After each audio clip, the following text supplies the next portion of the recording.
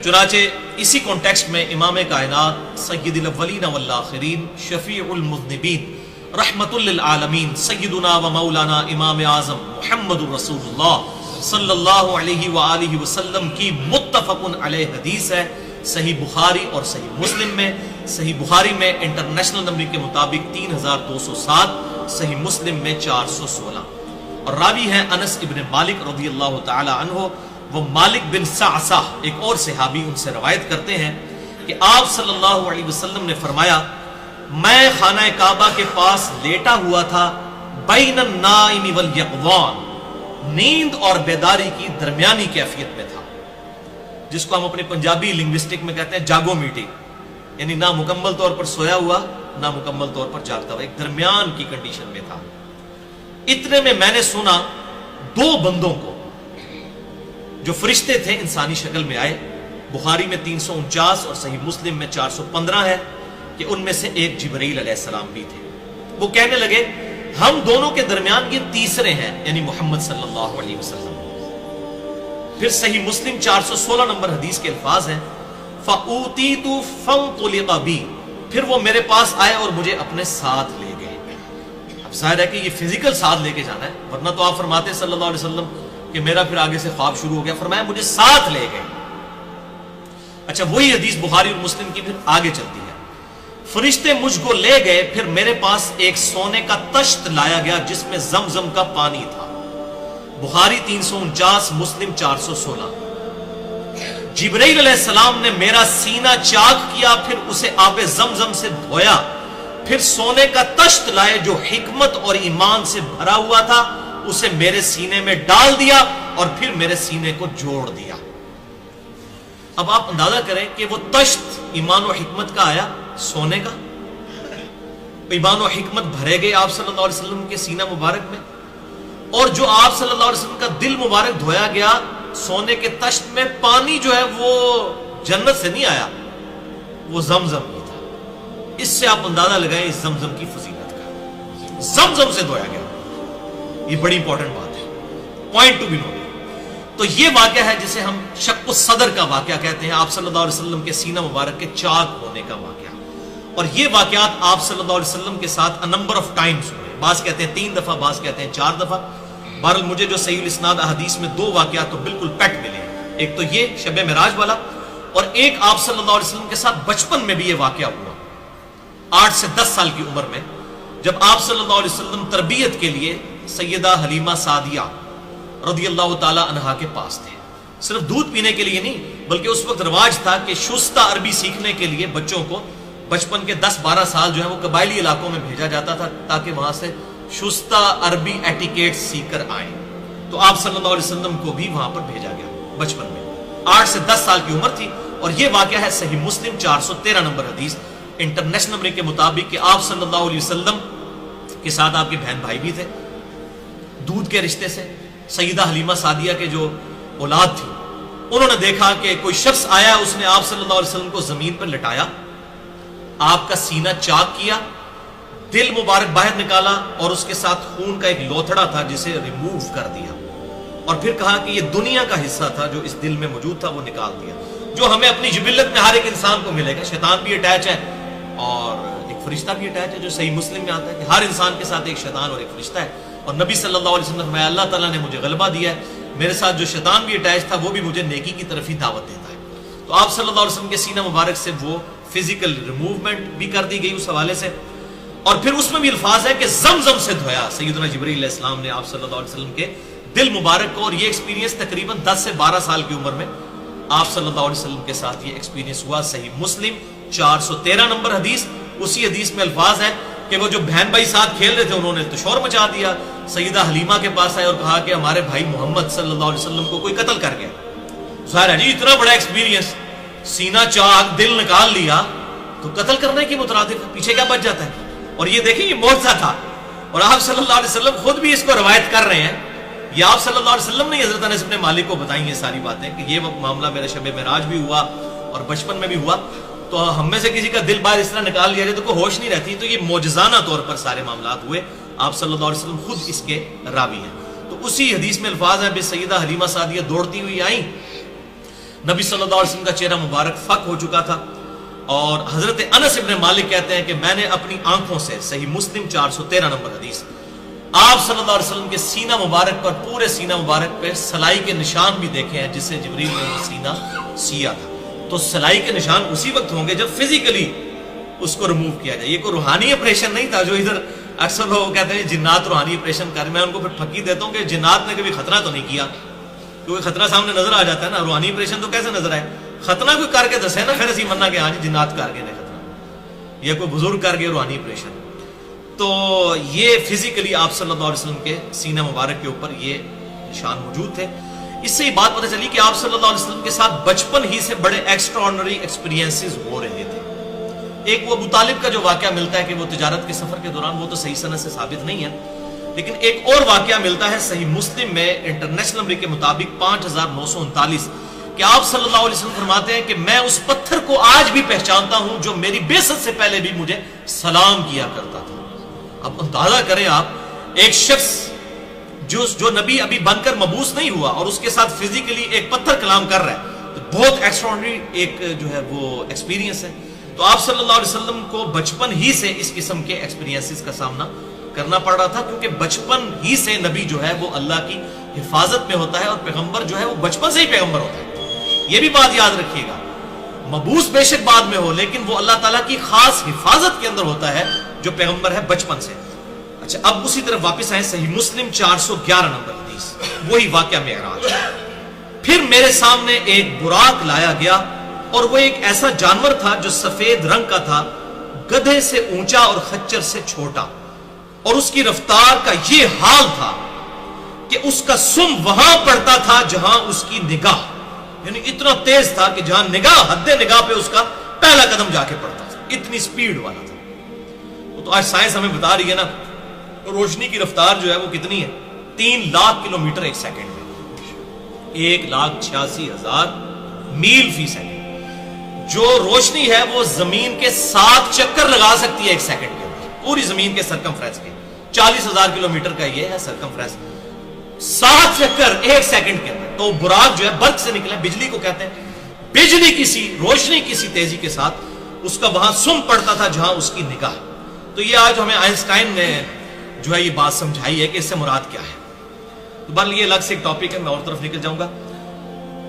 میں اس براق پر سوار ہوا اور بیت المقدس تک آیا، اور وہاں اس جانور کو اس حلقہ سے باندھ دیا جس سے اور انبیاء کرام علیہ السلام نے بھی اپنے جانوروں کو باندھا ہوا تھا، یعنی انبیاء کرام وہاں پر آئے تھے، ظاہر ہے یہ فزیکلی وہاں، اور وہی پتھر جسے آپ صلی اللہ علیہ وسلم اوپر گئے آسمانوں پر، اسے ہی ڈوم آف دا راک کہتے ہیں، قبہ صخرہ اس کے اوپر ہی بنا ہوا ہے وہ۔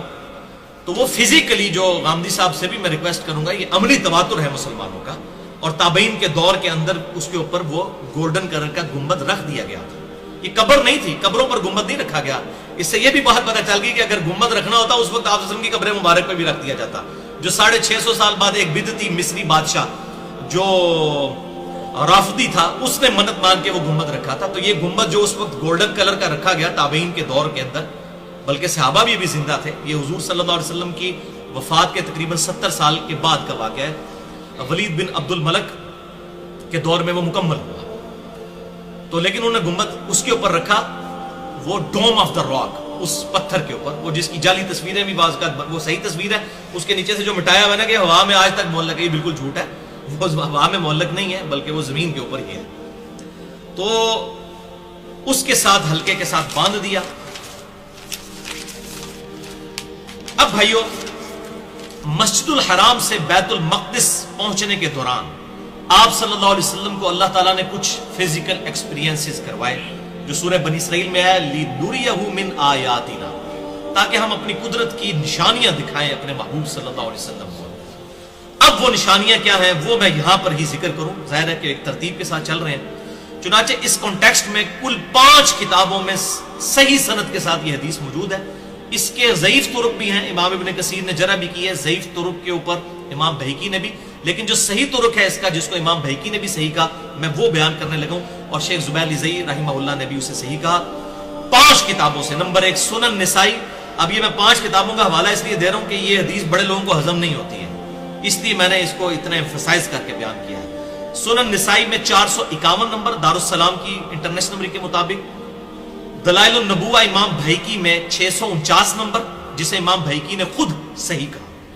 تیسری کتاب مجموع الزوائد ابن حجر اسقلانی کے استاد امام حیثمی، ان کی کتاب میں 236 نمبر، المعجم الکبیر طبرانی میں 7142 نمبر، اور تفسیر طبری میں بھی سورہ بنی اسرائیل کی تفسیر میں صحیح سند کے ساتھ ان 5 کتابوں میں یہ حدیث موجود ہے، انس ابن مالک سے اور سیدنا شداد بن اوس رضی اللہ تعالی عنہما سے، کہ نبی صلی اللہ علیہ وسلم فرماتے ہیں جب میں جبرائیل کی معیت میں چلا تو ایک جگہ پہنچ کر انہوں نے عرض کی کہ یہاں اتر کر نماز ادا کیجئے۔ جب میں نماز پڑھ چکا تو جبرائیل نے عرض کی کیا آپ صلی اللہ علیہ وسلم جانتے ہیں یہ کون سی جگہ ہے؟ پھر ساتھ ہی جبرائیل نے کہا اے اللہ کے محبوب صلی اللہ علیہ وسلم یہ طیبہ ہے، یعنی مدینہ شریف، جو آپ کی ہجرت گاہ بنے گی۔ اس سے یہ بات پتہ چلی کہ یہ واقعہ معراج ہجرت سے پہلے ہوا ہے، بنے گی۔ پھر آگے چل کر ایک اور جگہ پر جبرائیل نے مجھے نماز پڑھائی اور عرض کیا یہ طور سینہ ہے جہاں اللہ تعالیٰ نے موسیٰ علیہ السلام سے کلام فرمایا تھا۔ پھر آگے چل کر ایک اور جگہ نماز پڑھوائی اور عرض کیا یہ بیت اللحم ہے، جو کہ سیدنا عیسیٰ علیہ السلام کی پیدائش کی جگہ ہے۔ پھر میں بیت المقدس پہنچا، وہاں تمام انبیاء کرام علیہ السلام جمع تھے، جبرائیل علیہ السلام نے مجھے ان کا امام بنایا تو میں نے نماز میں ان کی امامت فرمائی۔ الحمدللہ، اسی وجہ سے ہم آپ صلی اللہ علیہ وسلم کو امام الانبیاء بھی کہتے ہیں صلی اللہ علیہ وسلم۔ سبحان ربک رب العزت عما یصفون وسلام علی المرسلین والحمدللہ رب العالمین۔ اور یہ انبیاء کرام کی جو امامت فرمائی اور سارے نبی جمع کیے ہوئے، اس کی حکمت کیا ہے وہ بھی آج میں انشاءاللہ ٹروتھ ریویل کروں گا کہ یہ سارے نبیوں کو جمع کرنے کا مقصد کیا تھا، وہ ٹروتھ بھی انشاءاللہ آگے چل کے میں ریویل کر دوں گا۔ صحیح مسلم 430 نمبر حدیث کے الفاظ ہے میں نے بیت المقدس میں اپنے آپ کو پایا، انبیاء کرام علیہ السلام کی ایک جماعت میں موسیٰ علیہ السلام کو دیکھا، وہ کھڑے نماز پڑھ رہے تھے، وہ گندمی رنگ کے ایک مضبوط اور قوی آدمی تھے، اور عیسیٰ علیہ السلام کو بھی بیت المقدس میں نماز پڑھتے ہوئے پایا، وہ اربا بن مسعود کے ہم شکل تھے، عبداللہ ابن مسعود کے بھائی کے۔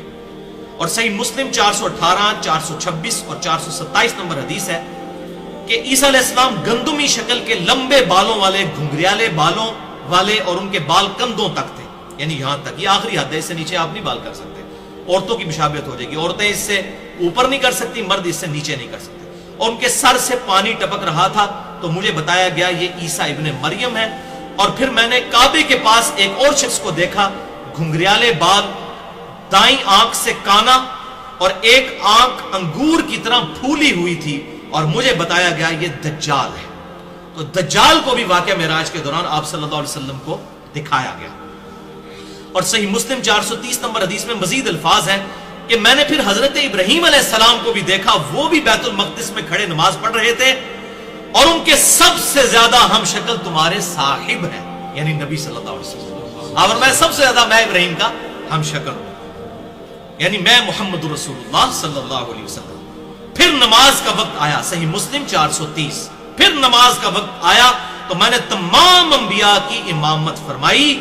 جب میں نماز سے فارغ ہوا تو مجھے بتایا گیا اے محمد صلی اللہ علیہ وسلم یہ آپ کے پیچھے دوزخ کا داروغہ کھڑا ہے، مالک، اور یہ قرآن میں اس کا نام آیا ہے سورہ الزخرف کی آیت نمبر 77 میں، مالک۔ تو اے اللہ کے محبوب صلی اللہ علیہ وسلم آپ اسے سلام کیجئے۔ آپ فرماتے ہیں جیسے ہی میں اس کی طرف متوجہ ہوا تو اس نے میرے سلام کرنے سے پہلے ہی مجھے السلام علیکم کہہ دیا، تو میں نے پھر اس کے سلام کا جواب دیا۔ اس نے آپ صلی اللہ علیہ وسلم کو پروٹوکول دیا، خود سلام عرض کر دیا آپ کی بارگاہ میں۔ الحمدللہ۔ السلام علیکم ایھا النبی ورحمۃ اللہ وبرکاتہ۔ اچھا، ہمارے محبوب صلی اللہ علیہ وسلم نے بھائیوں اس سفر اسراء میں، الاسراء جو یہ مسجد الحرام سے لے کر بیت المقدس تک تھا، بیت اللحم میں نماز پڑھی، طور سینہ پر نماز پڑھی، اور مدینہ طیبہ میں، یہ 3 مقامات پر آپ صلی اللہ علیہ وسلم نے نماز پڑھی۔ اور اسی دوران ایک اور ایکسپیرینس بھی ہوا جو صحیح مسلم میں 2 طرق ہیں، انٹرنیشنل نمبر کے مطابق 6157 اور 6158۔ آپ صلی اللہ علیہ وسلم فرماتے ہیں کہ میں نے مسجد الحرام سے بیت المقدس جاتے ہوئے سرخ ٹیلے کے پاس موسیٰ علیہ السلام کو اپنی قبر میں نماز پڑھتے ہوئے دیکھا، وَهُوَ قَائِمٌ يُصَلِّي فِي قَبْرِهِ، وہ اپنی قبر میں کھڑے ہوئے تھے اور نماز پڑھ رہے تھے۔ اب یہ بھائیوں بڑی اہم ترین گفتگو ہے، خصوصاً آج کل کے دور کے اعتبار سے ایک کریٹیکل ڈسکشن ہے جو میں کرنا چاہ رہا ہوں یہاں پر، بڑی اہم ڈسکشن ہے۔ وہ یہ بھائیوں کہ بیت المقدس میں انبیاء کرام علیہ السلام کا جمع ہونا یہ خالصتاً معجزہ ہے۔ اس واقعے کی جو تفصیلات جتنی احادیث میں آئی وہ تو ہم بیان کر سکتے ہیں، باقی اس کی جو کیفیت ہے، موڈ جسے ہم انگلش میں کہتے ہیں، یہ متشابہات میں داخل ہے۔ یہ ہم سمجھانے کے لیے باتیں ضرور کرتے ہیں احادیث کی روشنی میں، لیکن اس کو کوئی فزیکلی اس طریقے سے عام آدمی آبزرو نہیں کر سکتا کہ وہاں پر جتنے لوگ موجود تھے، ورنہ بھائیوں ایک مسجد میں کم و بیش 1 لاکھ کے قریب لوگ جمع ہوں تو پورے شہر کے اندر شور نہ پڑ جائے۔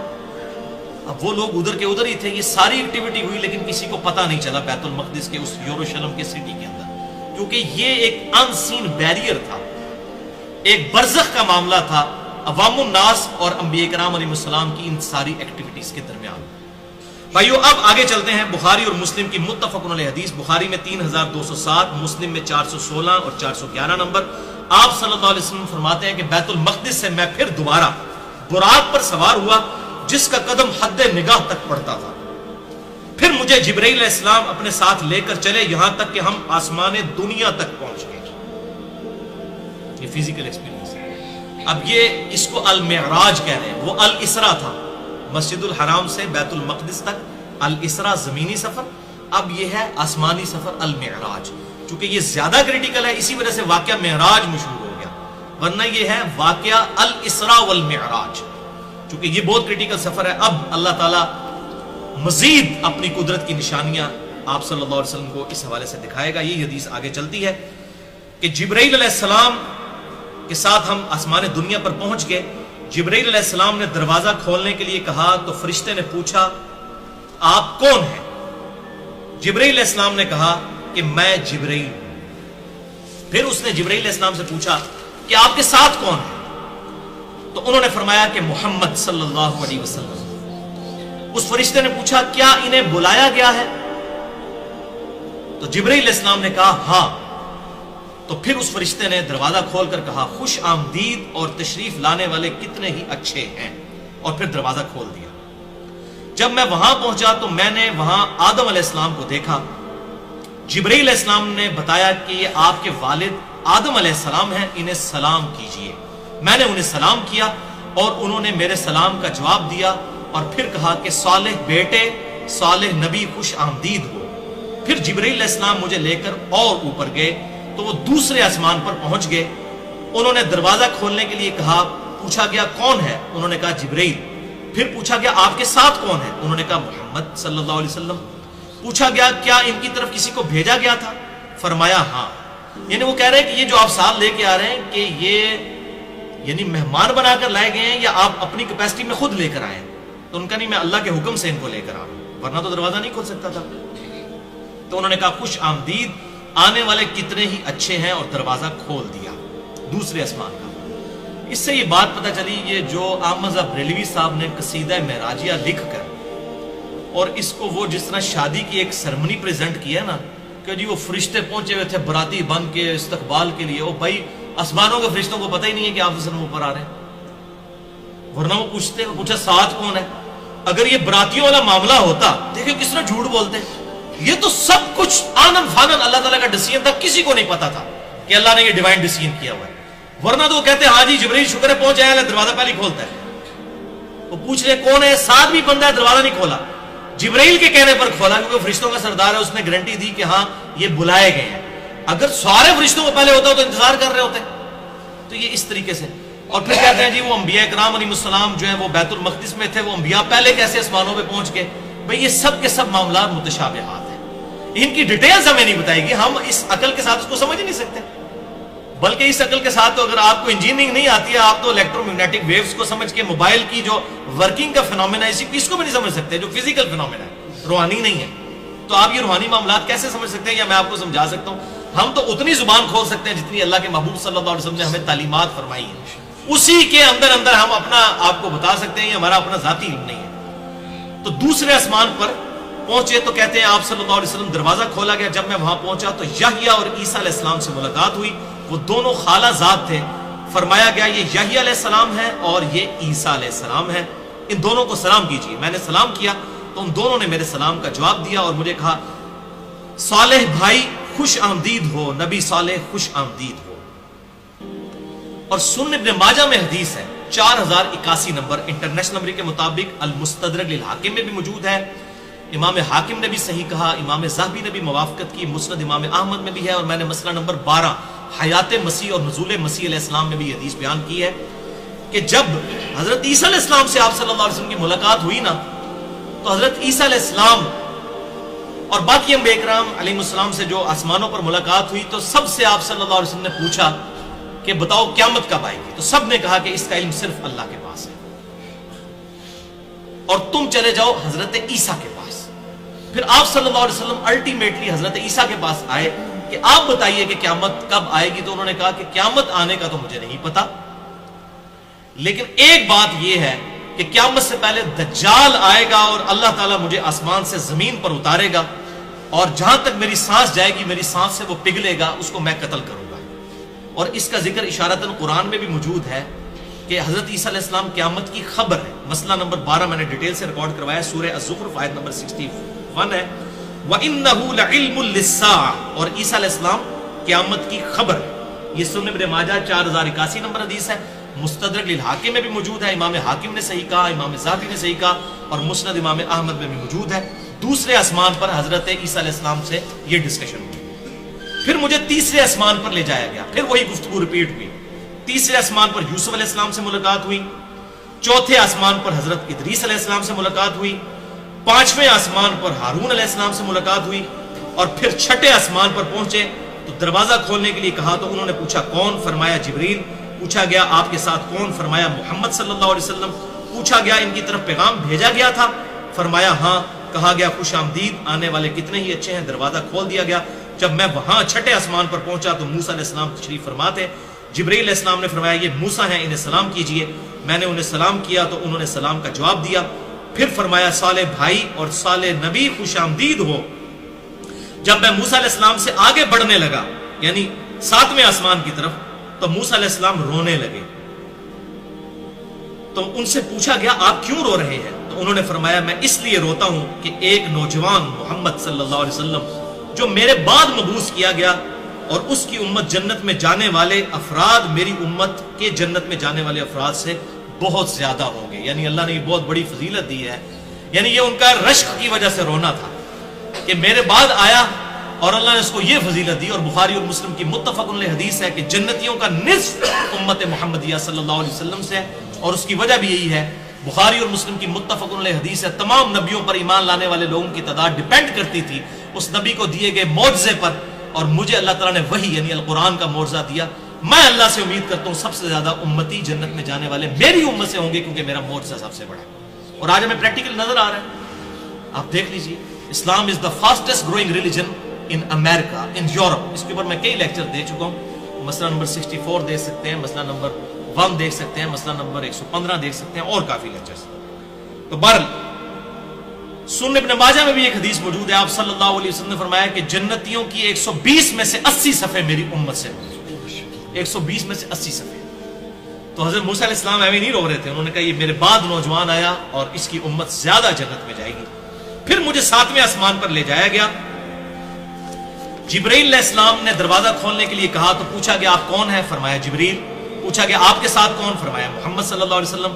پوچھا گیا کیا ان کی طرف پیغام بھیجا گیا تھا؟ فرمایا گیا ہاں. آپ دیکھ لیجیے, کوئی بارات نہیں, کوئی باراتی نہیں, پتہ نہیں کہاں سے سٹوری بنا لی قصیدہ معراجیہ میں صاحب بریلوی صاحب نے.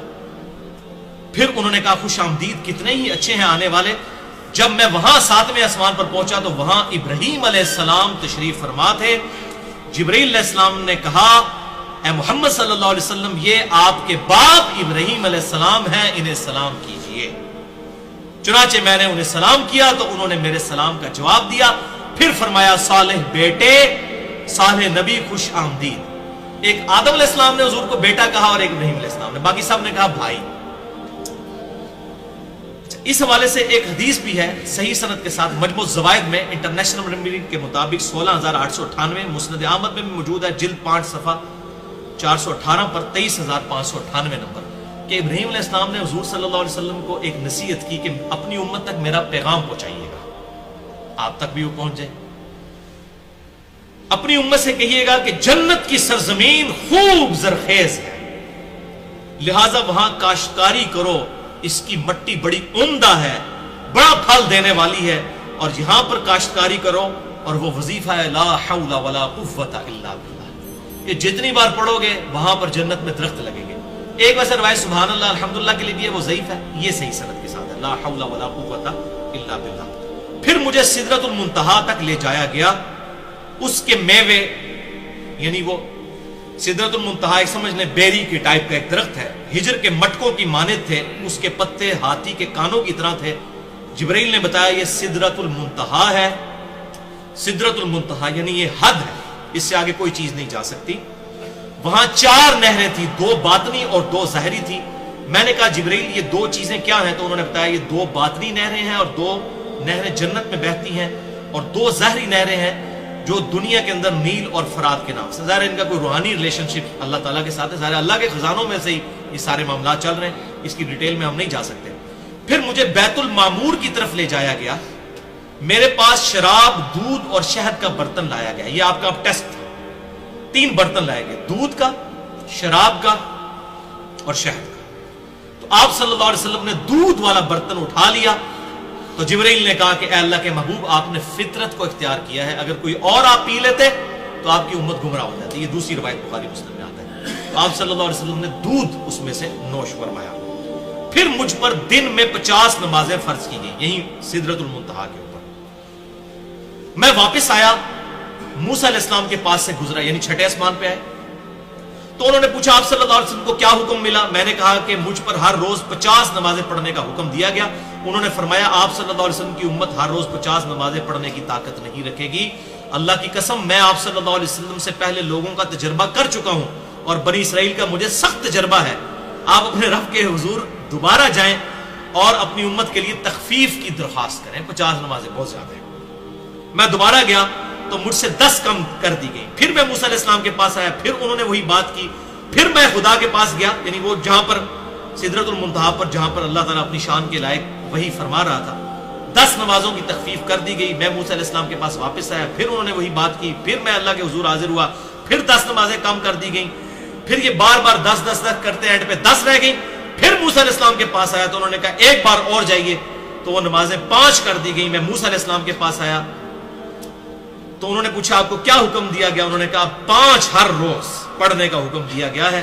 موسیٰ علیہ السلام نے کہا کہ آپ صلی اللہ علیہ وسلم کی امت ہر روز 5 نمازیں پڑھنے کی طاقت نہیں رکھے گی، کیونکہ میں آپ سے پہلے لوگوں کا تجربہ کر چکا ہوں۔ ایسے بڑا ایکسپرٹ اوپینین تھا، اور ایک پھیرا اور لگ جاتا ہے، ساری نمازیں ہی معاملہ والا جو ہے وہ ہو جاتا ہے ایسا۔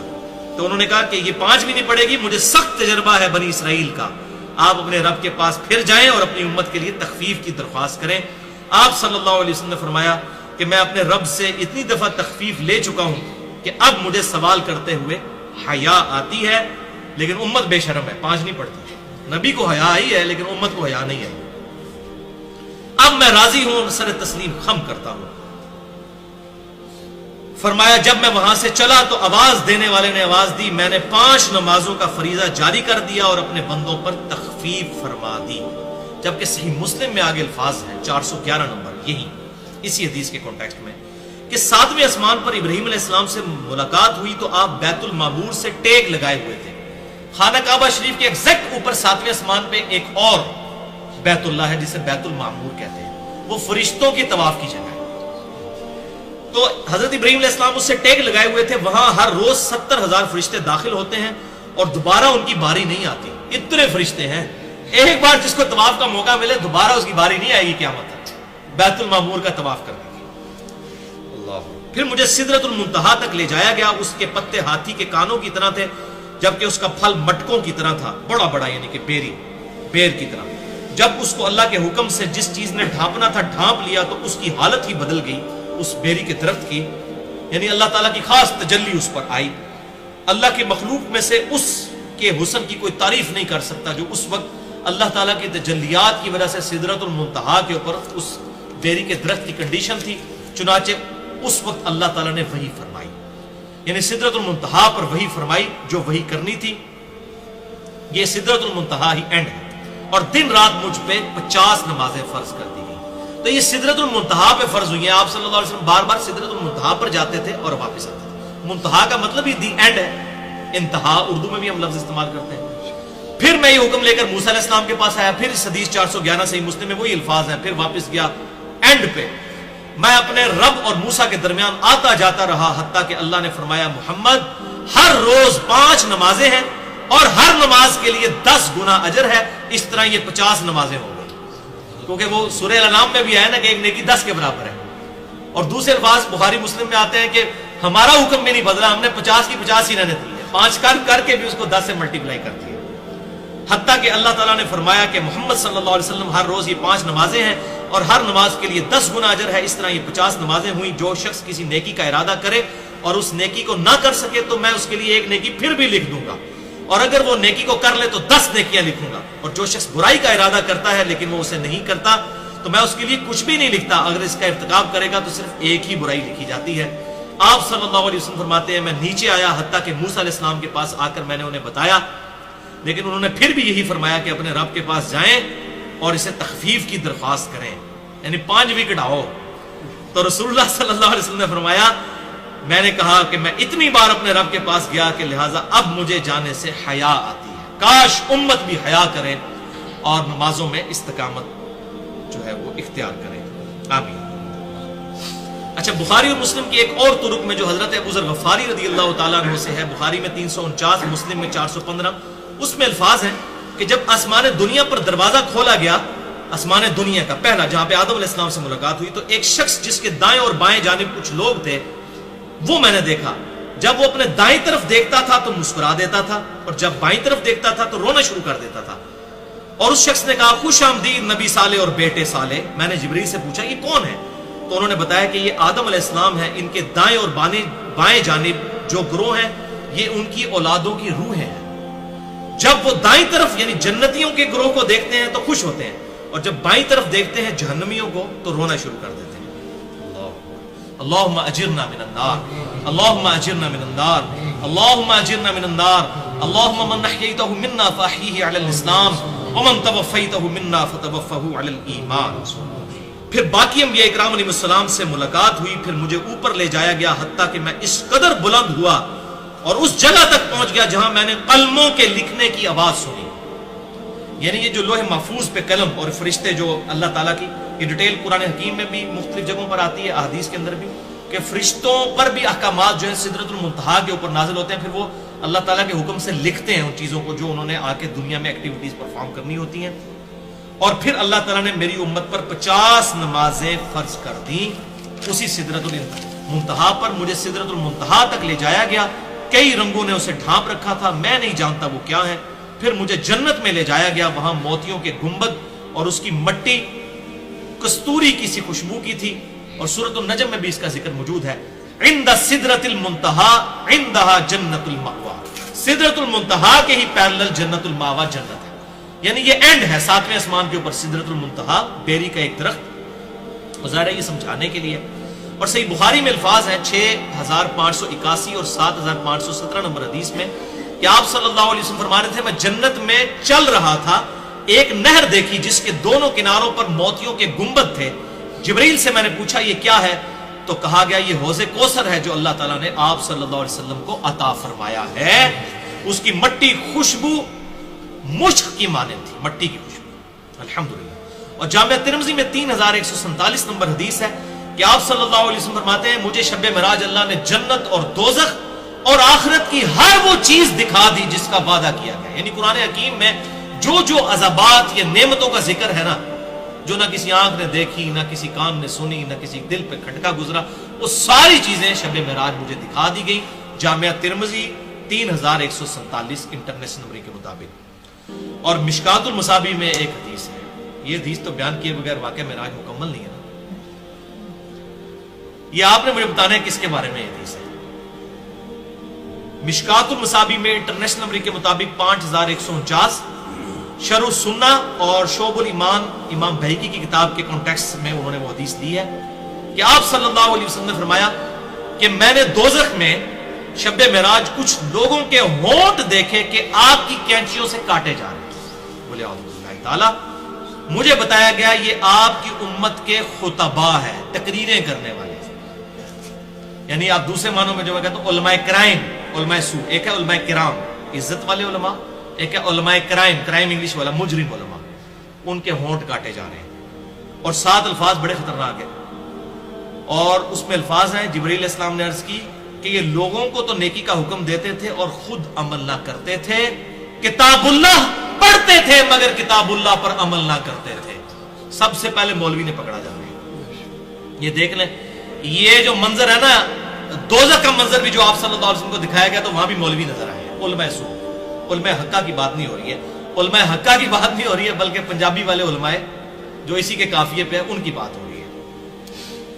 اچھا سنن نبی داؤد میں ایک حدیث ہے 4878 غیبت والے چیپٹر میں، کتاب الادب چیپٹر کے اندر، کہ معراج میں میرا گزر ایسے لوگوں پر ہوا جن کے تانبے کے ناخن تھے جن سے وہ اپنے چہروں اور سینوں کو نوچ رہے تھے اور چھیل رہے تھے. میں نے پوچھا یہ لوگ کون ہیں تو بتایا گیا یہ دنیا میں گوشت کھاتے تھے لوگوں کے اور ان کی عزت کے درپے رہتے تھے. یعنی تہمت لگانے والے اور غیبت کرنے والے لوگ. عزت کے درپے یہ ہے کہ خام خواہ تہمت لگانا.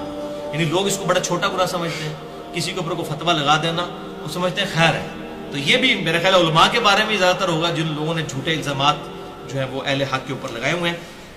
لہذا یہاں پر اب یہ دوزخی دوزخ میں کیسے پہنچ گئے، علماء کو کیسے، بھی علماء تو دنیا میں موجود ہیں، ابھی تو جنت دوزخ کا فیصلہ ہونا ہے. آپ صلی اللہ علیہ وسلم کو پہلی دوزخ میں وہ دکھا دیے گئے. تو یہ بیسیکلی اینیمیشنز تھیں جو آپ صلی اللہ علیہ وسلم کو دکھائی گئی، جسے ہم کہتے ہیں اردو میں ممثل کر کے ٹائم میں سفر کر کے پہلے ہی آنے والا وقت دکھا دینا. یہ معجزہ تھا. لہذا اس کانٹیکسٹ میں غامدی صاحب کا موقف ٹھیک ہے کہ آپ صلی اللہ علیہ وسلم کو بعض ایسے مناظر دکھائے جاتے تھے جو اینیمیشنز ہوتے تھے کیونکہ ابھی اسٹیبلش نہیں ہوئے، لیکن وہ الگ سے ایک ٹاپک ہے. اس پہ اگر آپ کو شوق ہو تو میں آپ کو بتا دیتا ہوں. یہ ساری حدیثیں بخاری اور مسلم کے کتاب التعبیر اور کتاب الرقیہ چیپٹر میں مل جائیں گی. آپ صلی اللہ علیہ وسلم کو خوابوں میں، اور ظاہر نبی کا خواب وحی الہی ہوتا ہے، قرآن حکیم میں حضرت ابراہیم علیہ السلام کو خواب ہی دکھایا گیا تھا نا، بیٹے کو ذبح کرنے والا. اور بخاری اور مسلم کی حدیث ہے کہ انبیاء کی خبروں میں سے 46واں حصہ ہے یہ خواب نبوت کے حصے میں سے. تو بخاری اور مسلم میں یہ کئی احادیث ہیں. بخاری میں کتاب التعبیر چیپٹر ہے، مسلم میں کتاب الرقیہ ہے، اور یہ ساری کمبائنڈ فارم میں آپ کو مشکات المصابیح میں انٹرنیشنل نمبر کے مطابق 4606 سے لے کر 4627 تک 22 احادیث مل جائیں گی جس میں آپ صلی اللہ علیہ وسلم کو جنت اور دوزخ کے مناظر خواب میں دکھائے گئے. وہ تمام اینیمیشنز اور وہ ساری چیزیں اللہ تعالیٰ نے ممثل کر کے فزیکلی دکھا دی تھی. الحمدللہ. صحیح مسلم میں ایک اور حدیث ہے 431 نمبر. عبداللہ ابن مسعود رضی اللہ تعالیٰ عنہ کہتے ہیں کہ جب رسول اللہ صلی اللہ علیہ وآلہ وسلم کو معراج کروائی گئی تو انہیں سدرۃ المنتہا تک لے جایا گیا. وہ 6 آسمان پر ہے. باقی ساری حدیثوں میں آیا کہ سدرۃ المنتہا 7ویں آسمان پہ ہے، اس میں آئے 6. تو اس کی پھر علماء نے تعویل یہ کی ہے محدثین رحمہ اللہ نے کہ یہ سدرۃ المنتہا کا درخت 6 آسمان سے شروع ہو کر 7ویں پر مکمل ہوتا ہے. کیونکہ آپ دیکھیں سدرۃ المنتہا میں آتا ہے، آپ نے فرمایا انہیں پتے دیکھے اور اس کے مٹکوں کی طرح کے فروٹ دیکھے. ظاہر ہے کہ وہ پتے اور فروٹ تو اوپر والے حصے میں ہوتے ہیں، تو جڑ اس کی 6 سے شروع ہو جاتی ہے. زمین سے اوپر جانے والی ہر چیز کی حد سدرۃ المنتہا ہے. اسی مقام سے احکامات لیے جاتے ہیں. فرشتوں کو بھی، جبرائیل کو بھی، اور نبی صلی اللہ علیہ وسلم پہ بھی نمازیں اسی مقام پر فرض ہوئی تھی سدرۃ المنتہا پر. اور اوپر سے جو حکم آتا ہے یہیں پر آ کر رکتا ہے اور یہیں سے احکام لیے جاتے ہیں. آپ صلی اللہ علیہ وسلم نے فرمایا جس چیز نے سدرہ کو ڈھانپنا تھا اس کو ڈھانپ رکھا تھا.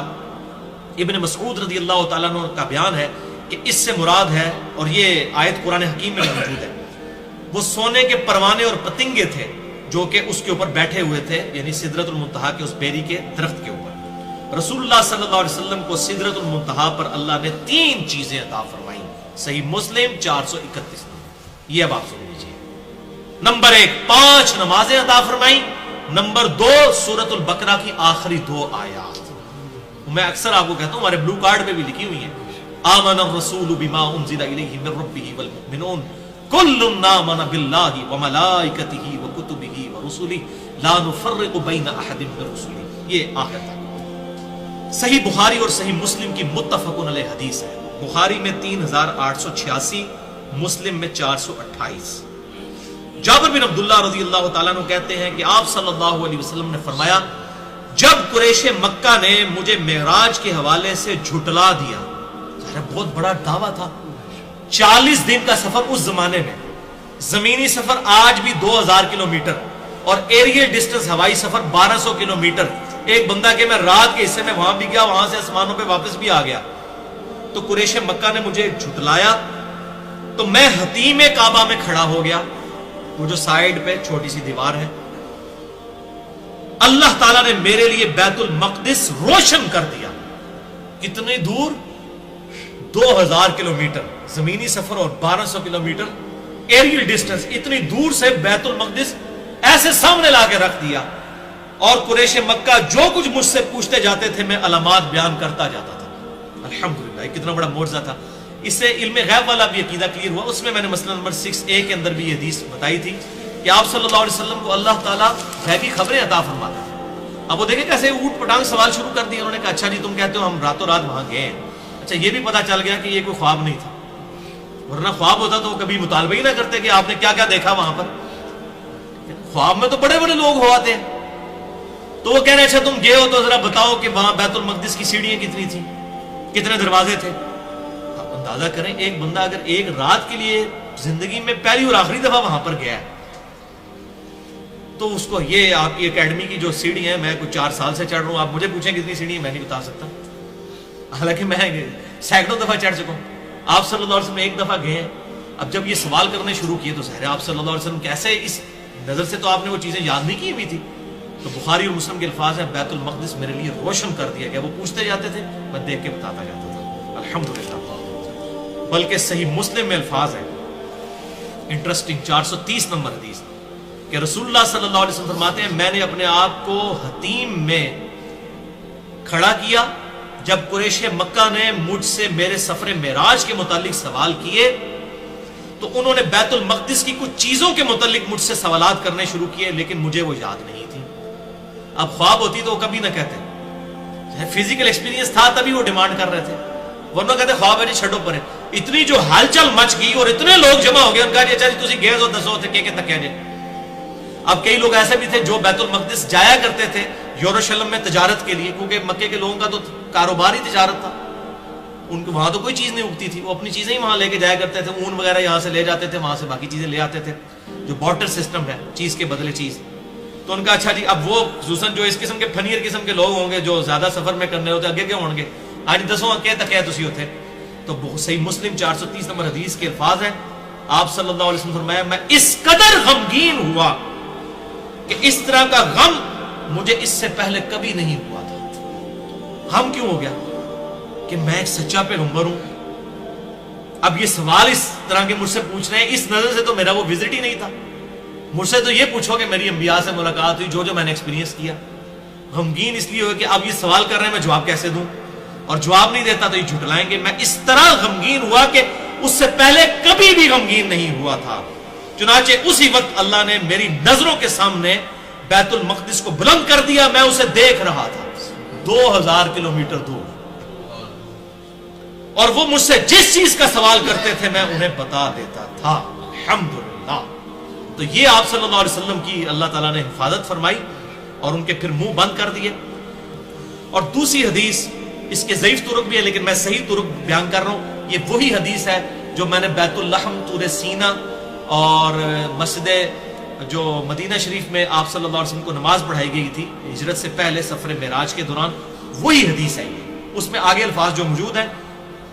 دلائل النبوہ امام بہیقی کی کتاب میں امام بہیقی نے خود صحیح کہا، صحیح سند کے ساتھ 449 نمبر حدیث جلد 2 صفحہ 241 پر، اور موجم الکبیر طبرانی میں جز 7 282 نمبر صفحے پہ 7142 نمبر حدیث ہے. اور مجموع الزوائد میں امام حیثمی نے جو ابن حجر اسقلانی کے استاد ہیں حدیث نمبر 230 لی ہے جلد 1 صفحہ 85 پر کہ سیدنا ابو بکر صدیق رضی اللہ تعالیٰ عنہ نے عرض کی کہ اے اللہ کے محبوب صلی اللہ علیہ وسلم گزشتہ رات میں نے آپ کو بڑا تلاش کیا لیکن کہیں نہیں پایا، آپ رات کو کہاں تھے؟ تو آپ صلی اللہ علیہ وسلم فرمایا کہ میں رات کو بیت المقدس تھا. اللہ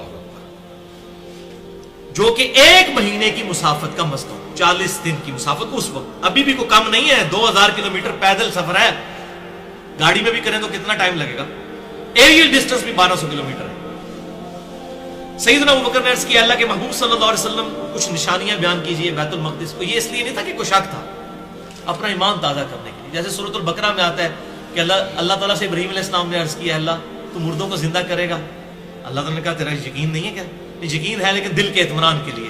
پھر کہا 4 پرندے پالو۔ ابراہیم علیہ السلام کے تو ایمان پہ کوئی شک نہیں کر سکتا، انہوں نے بھی حق الیقین تک پہنچنے کے لیے وہ فزیکل ڈیمانسٹریشن دیکھی۔ یہاں پہ بھی حضرت ابوبکر صدیق نے اپنے ایمان کو حق الیقین تک پہنچانے کے لیے سوال کیا، معاذ اللہ کسی نیگیٹو انٹینشن سے سوال نہیں تھا۔ یا رسول اللہ نشانیاں بیان کیجیے، تو آپ صلی اللہ علیہ وسلم کے سامنے بیت المقدس کو کر دیا گیا۔ حضرت ابوبکر نے پوچھا، اللہ تعالیٰ نے سامنے کر دیا بیت المقدس۔ ہاں جی پوچھ کے کچھ پوچھے گا، سب کچھ دسیا جائے گا۔ تو آپ صلی اللہ علیہ وسلم نے تمام نشانیاں بیان کی تو ابوبکر نے تصدیق کی اور کہا آپ سچے ہیں، لیکن یا رسول اللہ صلی اللہ علیہ وسلم کفار قریش جو ہیں وہ اس پہ باتیں بنائیں گے، آپ ان کو کیسے قائل کریں گے؟ میں تو تصدیق کرتا ہوں ان سارے کافروں نے تو بیت المقدس دیکھا بھی نہیں ہوا، میں نے تو دیکھا ہے، آپ تو بالکل صحیح کہہ رہے ہیں، تو ان کو کیسے منوائیں؟ یہ دوسرے معنوں میں اب ان کو کیا علمی پھکی دی جائے کہ ان کا ہاضمہ درست ہو جائے۔